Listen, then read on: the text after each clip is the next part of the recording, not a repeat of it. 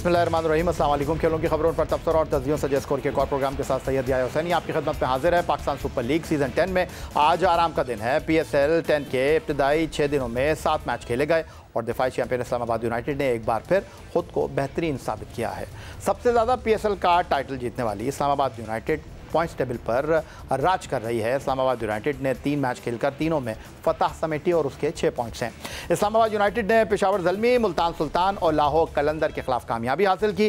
Points table पर दूसरा number PSL की सबसे मुतहर्रिक फ्रेंचाइज लाहौर कलंदर का है। लाहौर कलंदर्स ने भी 3 मैच खेले हैं जिसमें उन्हें सिर्फ एक शिकस्त इस्लामाबाद यूनाइटेड से इफ्तिताही मैच में हुई और वो 4 पॉइंट्स के साथ दूसरे नंबर पर हैं। कोयटा ग्लैडिएटर ने भी गुज़िश्ता सीज़न के मुकाबले में बेहतर आगाज़ किया है और 2 मैच खेलकर एक में फतह और एक में शिकस्त के साथ 2 पॉइंट हासिल कर चुकी है और उनका बेहतर रन औसत पर तीसरा नंबर है। कराची किंग ने भी 2 में 1 मैच जीता, 1 में शिकस्त, 2 पॉइंट हासिल कर रखे हैं। मोहम्मद रिजवान की मुल्तान सुल्तान और बाबर आजम की पेशावर ज़ल्मी 2 मैच खेलकर कोई फतह हासिल न कर सकी और बिलतरतीब 5वें और 6ठे नंबर पर मौजूद है। पाकिस्तान सुपर लीग सीज़न 10 में इस्लामाबाद यूनाइटेड के टॉप पोजीशन हासिल करने की वजह उनके बैट्समैन और बॉलर्स की शानदार कारकर्दगी है। ओपनिंग बल्लेबाज और इस्लामाबाद यूनाइटेड के लिए इनिंग का आगाज़ करने वाले साहबजादा फरहान ने बैटिंग में 3 मैच खेलकर टॉप स्कोरर में अपना नंबर 1 बरकरार रखा हुआ है। साहबजादा फरहान ने 3 मैच में 165.76 के स्ट्राइक रेट से 184 रन स्कोर करके जिसमें उनका बेहतरीन स्कोर 106 रन है। पेशावर ज़ल्मी के खिलाफ रहा इस्लामाबाद यूनाइटेड के ही कॉलन मनरो 3 मैचों में 143 रन बनाकर दूसरे नंबर पर हैं। 156.38 के स्ट्राइक रेट से बैटिंग करते हुए कॉलन मनरो ने एक निफ सेंचुरी भी स्कोर कर रखी है और उनका बेहतरीन स्कोर 59 रन रहा है। बेहतरीन बैट्समैनों की फहरिस्त में तीसरा नंबर लाहौर कलंदर के फ़खर जमान का है। फ़खर जमान ने 3 मैचों में 156.52 के स्ट्राइक रेट से बैटिंग करते हुए 144 रन बनाए हैं और 76 रन की इनिंग के साथ उनकी 2 निफ सेंचुरियाँ भी रिकॉर्ड बुक का हिस्सा हैं। PSL 10 के इब्तदाई 7 मैच मुकम्मल होने के बाद बेहतरीन बॉलिंग की फहरिस्त में भी इस्लामाबाद यूनाइटेड और लाहौर कलंदर्स के बॉलर्स कब्जा जमाए हुए हैं। वेस्ट इंडीज़ से ताल्लुक़ रखने वाले इस्लामाबाद यूनाइटेड के फास्ट बॉलर जेसन होल्डर 3 मैचों में 7.10 के इकॉनमी से रन देते हुए 9 विकेट के हुसूल में कामयाब रहे और उनकी बेहतरीन बॉलिंग गुज़िश्ता रोज़ मुल्तान सुल्तान के खिलाफ 25 रन के बदले 4 विकेट रही। लाहौर कलंदर के overseas leg break googly bowler Bangladesh के राशिद हुसैन ने 2 मैचों में 8 ओवर कराते हुए 6 विकेटें अपने नाम की हैं जिसमें उनकी बेहतरीन बॉलिंग 26 रन के बदले 3 विकेट है। इस्लामाबाद यूनाइटेड के कप्तान शादाब खान ने 3 मैच खेलकर 6.77 के इकॉनमी से रन देते हुए 6 विकेटें अपने नाम कर रखी हैं। तो पाकिस्तान सुपर लीग सीज़न 10 2025 में आज आराम का दिन, लेकिन मुकाबलों से भरपूर ये लीग अभी जारी है। मिलते हैं एक ब्रेक के बाद।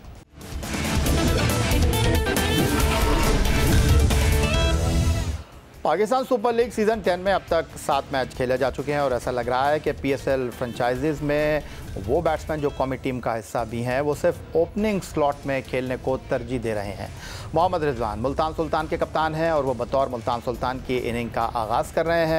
बाबर आजम जो अभी तक बैट पैच से गुजर रहे हैं वो भी पेशावर ज़ल्मी की जानिब से ओपन कर रहे हैं। टेस्ट टीम के नायब कप्तान सऊद शकील जो वाइट और रेड बॉल में मिडल ऑर्डर के बैटर हैं वो भी कोयटा ग्लैडिएटर के लिए बतौर ओपनर खेलते दिखाई दे रहे हैं। फ़खर जमान लाहौर कलंदर के लिए इनिंग का आगाज़ कर रहे हैं और इस्लामाबाद यूनाइटेड के लिए साहबजादा फरहान इनिंग का आगाज़ कर रहे हैं और अब तक टेबल पर ओपनिंग बल्लेबाज ही टॉप स्कोरर नज़र आ रहे हैं, लेकिन मिडल ऑर्डर के बल्लेबाज या तो अपनी बारी का इंतज़ार कर रहे हैं या फिर बेंच पर बैठे हुए हैं। इस्लामाबाद यूनाइटेड के हैदर अली को 2 मैचों के बाद मौका मिल गया और वो 33 की जारहाना इनिंग खेलने में कामयाब रहे, लेकिन कोयटा ग्लैडिएटर में शामिल हसीबुल्लाह खान और ख्वाजा नाफे भी अपनी बारी का इंतजार ही कर रहे हैं।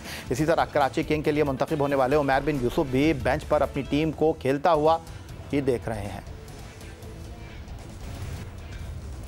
और स्टूडियो में मैं मौजूद पाकिस्तान टेस्ट टीम के साबिक कप्तान विकेट कीपर राशिद लतीफ़ साहब ज्वाइन कर रहे हैं। राशिद लतीफ़ साहब, वो जो पाकिस्तान से खेल रहे हैं वो PSL में बाहर बैठे हुए हैं और वो जो पाकिस्तान से नहीं खेलते इस फॉर्मेट में वो PSL में अपनी टीमों को लीड कर रहे हैं, इनिंग का आगाज़ कर रहे हैं। देखिए, तजर्बा किया था न्यूजीलैंड टीम लेके गए, उसमें थोड़े ना तजर्बाकार प्लेयर्स थे, बैटर थे, बॉलर थे लेके गए, लेकिन जब आप फ्रेंचाइज में आते हैं ना फिर ओनरशिप चेंज हो जाती है। वो फिर मालिकान और उनकी जो स्ट्रेटजी प्लानर लोग होते हैं, उनकी मैनेजमेंट होती है, वो डिसाइड करती है कि करना क्या है।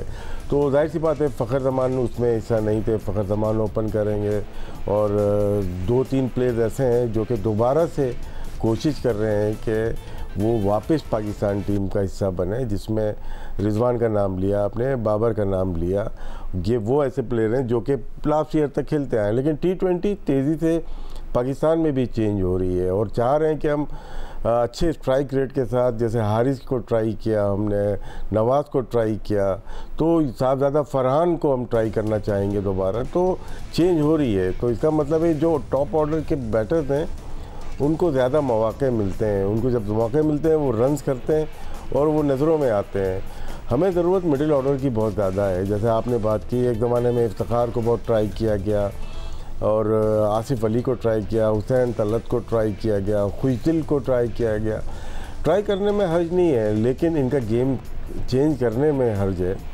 इनको आपने हिटर बना दिया कि आंखें बंद करके आप मारते रहें, आपकी जगह 6, 7, 8 नंबर पे मिल जाएगी अगर आप ऐसे मारोगे। क्रिकेट एक प्रॉपर गेम है, चाहे आप कई दुनिया में देख लें, वो आराम से खेलते हैं, उसके बाद वक्त आने पे मारते हैं। ये नहीं है कि अपना गेम ख़राब कर लें। हैदर अली की मिसाल सबसे बड़ी है। उन्होंने स्टार्ट कहाँ से किया था? जो ओपनर किया था, फिर उनको देखा कि ओपनर नहीं चल सकते तो उनको मिडिल ऑर्डर में ले आए। हालांकि वो फर्स्ट क्लास के बेहतरीन बल्लेबाज थे, टेस्ट कैप दे देनी चाहिए थे 2020 में जब इंग्लिस्तान गए थे, वहाँ पे मिल जानी चाहिए थे, लेकिन नहीं मिली उनको। लेकिन फिर भी उनको मिडिल ऑर्डर किसने बनाया? सिस्टम के ख़राब रवैयों ने, ख़राब स्ट्रेटजी ने। तो वो भी एक ऐसे प्लेयर थे जो आते ही साथ छा गए थे। लेकिन हैदर अली की आपने बात की, 2 मैचों में बेंच पे बैठे, तीसरे मैच में मौका मिला और तीसरे मैच में उनका टीम में खेलना, लेकिन शादाब उनसे ऊपर बैटिंग करने के लिए आ रहे हैं, आप उनको सिर्फ पिंच हिटर के तौर पर इस्तेमाल कर रहे हैं। यही तो अलमिया यही है। शादाब अच्छे बैट्समैन है, लेकिन शादाब की एक ख़ास बात जो नज़र आ रही है वो ये कि वो टीम एज ए कैप्टन है, लेकिन उनसे बेहतर बॉलर टीम में मौजूद हैं, उनसे बेहतर बल्लेबाज टीम में मौजूद हैं। तो उनका काम क्या है कि वो थोड़ा सपोर्ट करेंगे, वो टीम आगे जाएगी। सेम चीज़ शाहीन अफरीदी की भी है, लेकिन रिजवान या बाबर आजम की ये चीज़ नहीं है। वो खुद ज़्यादा परफॉर्म करना चाह रहे हैं। आपने रिजवान की बात की, ऐसा लग रहा है कि जो बैनुल अक़वामी क्रिकेट में रिजवान के बतौर कप्तान मसाइल थे वो फ्रेंचाइज क्रिकेट में भी दिखाई दे रहे हैं।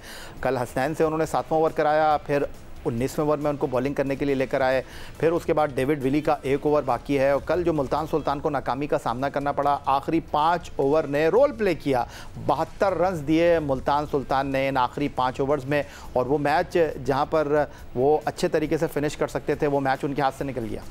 जी, ये भी पॉसिबल है, लेकिन सबसे बड़ी अगर तो इन्होंने टॉस जीत के लाहौर कलंदर्स को, अगर इस्लामाबाद यूनाइटेड को पहली मरतबा इस टूर्नामेंट में हुआ है कि जो टॉस जीता कप्तान वो मैच हार गया।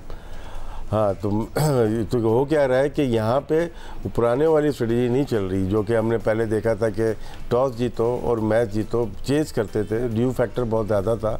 इस दफ़ा नहीं है। यहाँ पे जो पहले बैटिंग कर रहा है, एक आध मैच के अलावा जो कि शायद 143 पे आउट हो गए थे, कोयटा कोई टीम थी जो आउट हो गई, चेज हो गए थे 5 विकेटों पे, इस्लामाबाद ने किए थे, शायद दलमी आउट हुई थी। उसके अलावा जितने मैच देखें 180 बनते हैं या 200 बनते हैं। मार्जिन ऑफ डिफीट बहुत ज़्यादा मिल रहा है। आप देखें 105 रन से डिफीट हुई, 80 रन की कोयटा ने हराया और 79 रन से खुद हार गए। फिर कल की भी डिफीट देखें तो मार्जिन ऑफ डिफीट, यहाँ पे कप्तान का रोल मेन है टॉस जीत के क्या करना है, इन हालात में बैटिंग करनी। कल जो रिजवान की गलती थी मेरे ख्याल से, अगर तो ऐसा हुआ है तो मेरे ख्याल से ये गलती थी। बॉलर आपके पास ऑप्शन अगर ज़्यादा हैं तो आप ये चीज़ें कर सकते हैं। हसनैन से आप 2 ओवर पावर प्ले में अच्छे तगड़े कराएं। वो तेज़ बॉलर, जैसे कोयटा से खेलता था तो तेज़ बॉलिंग करता था पावर प्ले में, वो वहाँ पे अच्छे कर सकता है। डेविड विली भी न्यू बॉलिंग अच्छी करता है। इनके पास उसामा बीच में ज़रूर है, लेकिन इनके जो बहुत सारे बॉलर चले गए उससे बड़ा नुकसान हो रहा है। खुजदिल शाह इनकी सपोर्ट में मौजूद नहीं है, मोहम्मद अली जा चुके हैं यहाँ से, अब्बास आफरीदी भी नहीं है, तो इनकी जो बॉलिंग थी जो पुरानी वाली वो मौजूद नहीं है। तो यहाँ लतीफ़ साहब, मैं क्या ये कह सकता हूँ कि चाहे खिलाड़ी हों चाहे टीमें हों, वो अपने कंफर्ट जोन से बाहर निकल ही नहीं रही हैं। अली तरीन से हमारी बात हो रही थी, हमने उसके सामने ये सवाल रखा कि इस बार आपको मुश्किलात होंगी। कुछ पिछले 3-4 सीज़न से आप लोग मुल्तान से बाहर ही नहीं निकल रहे थे, 5 मैच खेलकर निकलते थे, 10 पॉइंट टेबल पर होते थे। इस बार आप 2 मैच हार गए हैं, तो खिलाड़ियों का भी यही मसला देखने को मिल रहा है। कोई अपने कंफर्ट लेवल से बाहर आने के लिए तैयार ही नहीं है, और ऐसा लगता है कि वो खिलाड़ी जो डोमेस्टिक क्रिकेट में मिडिल ऑर्डर खेलते हैं उनको कुछ जिम्मेदारी मिल जाती है तो वो टॉप ऑर्डर में खेलने लगते हैं, और हर कोई जो है वो टॉप ऑर्डर में ही खेलना चाहता है, कोई मिडिल ऑर्डर में खेलने के लिए तैयार नहीं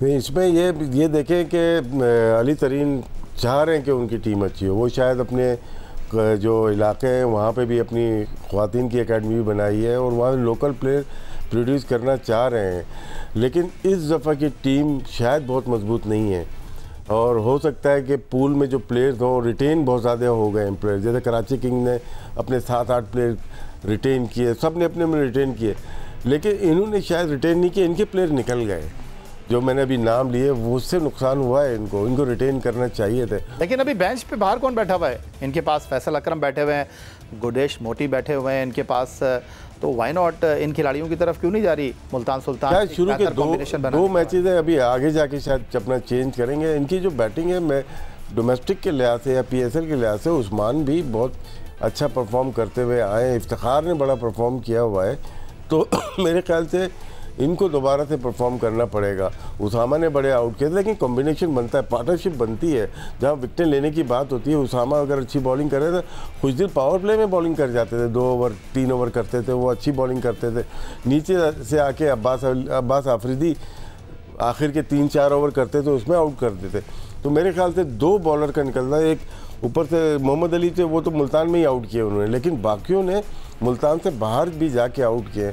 शायद बॉलिंग का भी, बैटिंग का तो है, शायद बॉलिंग का ज़्यादा नुकसान हुआ है इनको। लेकिन इस बार जिस तरह राशिद लतीफ़ साहब टूर्नामेंट स्टार्ट हुआ है, 2 टीमें जो है वो मुश्किल सूरत हाल का दिखाई दे रही हैं और अब पिंडी में इन 2 टीमों का मुकाबला है। 2 मैच हारने वाली मुल्तान सुल्तान जो है वो पेशावर ज़ल्मी से मैच खेल रही है और डेफिनेटली एक जीतेगी और एक हारेगी, और जो भी हारेगा वो बहुत ज़्यादा मुश्किल सूरत हाल का शिकार हो जाएगा। और दूसरी तरफ इस्लामाबाद यूनाइटेड होम ग्राउंड पर 3 मैच जीत चुके हैं, 4था मैच खेलने के लिए वो कराची आ रहे हैं, तो कराची के लिए मस्ट विन गेम है। और अगर इस्लामाबाद ने कराची को कराची में हरा दिया तो उनकी फ़्लाइट तो फिर ऊँची है। देखिए, मैं पेशावर ज़ल्मी और मुल्तान पे दोबारा आता हूँ। पहले ये बात करते हैं लाहौर कलंदर्स की और इस्लामाबाद यूनाइटेड की। इनके ड्राफ्ट में देखें, टीम बनती है ड्राफ्ट में, तो अगर हमने इसकी पावरफुल टीम देखते हैं, मुल्तान की इतनी अच्छी नहीं बन पाई, लेकिन लाहौर की बात करते हैं, मिडिल ऑर्डर में कौन है इनके पास? इन्होंने डैरल मिचेल को लिया, डैरल मिचेल, सैम बेलिंग, सिकंदर को लिया। अब ऊपर टॉप कौन है इनके पास? फ़खर भी हैं और फ़खर भी हैं, 2 लोकल और 3 उसके बाद इनके पास हैं, और एक नया लड़का खिलाने की कोशिश कर रहे हैं। अभी तक परफॉर्म हो सकता है वो भी परफॉर्म कर दें, नहीं। नीचे इनके पास बॉलिंग, रिशाद के आने से कितनी ज़बरदस्त बॉलिंग हो गई, ज़मान को ट्राई किया, तो ये टीम बनती हुई नज़र आ रही है। 2 मैच बैक टू बैक जीती है, तो क्या ड्राफ्ट में टीम अच्छी बनाई ना इन्होंने। खिलाने में एक आध मैच में रिशाद को नहीं खिलाया और जिसकी वजह से शायद उनको थोड़ा सा प्रॉब्लम हुआ, लेकिन अब ये टीम बनती हुई नज़र आ रही है। इन्होंने बैटिंग में जो रन रेट है इनका 9.72 है इनका, और इन्होंने जो रन दिए हैं वो 7.72 दिए हैं। इसका मतलब है कि ये की बॉलिंग अच्छी है और बैटिंग में भी अच्छा कर रहे हैं। इस्लामाबाद यूनाइटेड का अगर देखते हैं, उनके पास मनरो अच्छा खेल रहे हैं, उनके पास साहबजादा अच्छा खेल रहे हैं, उनके पास शादाब हैं, इमाद हैं जो बॉलिंग बैटिंग कर सकते हैं, तो सलमान अली आगा बॉलिंग कर सकते हैं। सलमान अली आगा को उन्होंने खिलाया नहीं, लेकिन उनके पास है, मौजूद है। होल्डर को लिया है उन्होंने, अभी तक 9 विकेट्स लिए हैं। उनका जो 10 से प्लस का है, नसीम शाह 10 से ज़्यादा रन बना रहे हैं और 7.2 से रन दे रहे हैं। इसका मतलब है कि कितना डिफरेंस है, 1.8 या 2 पॉइंट कुछ का इनका डिफरेंस है सिर्फ बॉलिंग और बैटिंग के बीच में, सिर्फ रनों का। तो यहाँ पे लग रहा है कि इस्लामाबाद यूनाइटेड अभी तक, आज तक क्विकली पेशावर और मुल्तान के बारे में क्या कहेंगे? किसके? क्विकली मुल्तान और पेशावर के बाद दोनों ही ख़राब परफॉर्मेंस कर रही हैं, लेकिन अब आपस में टकराने जा रहे हैं। आपस में शायद जो बैटिंग करेगा, आप ये देखना है बैटिंग कौन करता है। बैटिंग करने वाले को एडवांटेज हो रहा है अभी तक, और लेकिन फिर भी मुल्तान सुल्तान शायद ज़्यादा बेहतर परफॉर्म करे। बहुत शुक्रिया पाकिस्तान के साबिक टेस्ट कप्तान विकेट कीपर राशिद लतीफ़ हमारे साथ मौजूद थे। यही था आज का हमारा प्रोग्राम। आप हमें ईमेल कर सकते हैं, अपनी राय से आगाह कर सकते हैं score@jio.tv पर, एक्स अकाउंट पर आप हमें फॉलो कर सकते हैं। इस दुआ, इस उम्मीद, इस तवक्को के साथ कि पाकिस्तान में खेलों खिलाड़ी तरक्की करते रहें। सैयद याहिया हुसैनी को स्कोर की पूरी टीम के साथ अगले प्रोग्राम तक के लिए इजाज़त दीजिए। अल्लाह हाफ़िज़।